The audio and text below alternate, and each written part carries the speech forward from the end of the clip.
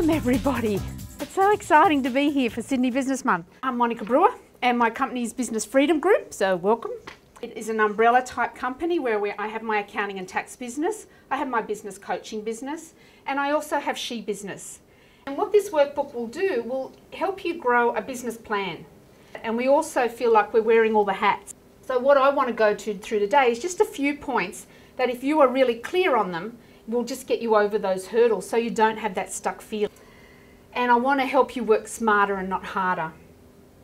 The why, your vision and your mission.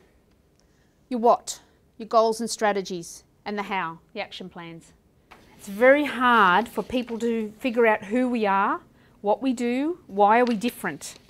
So it's really important to get clear on what is unique about you.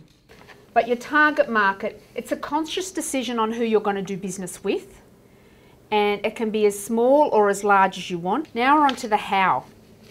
And how are you going to do it? How are you going to run your business? What are you going to put in place? Okay, when you're doing your objectives, come up with your objectives, you then do a SWOT analysis on them. So you firstly could do it on your whole business, but you could also do it on each objective as well. And it's so important is your break-even point.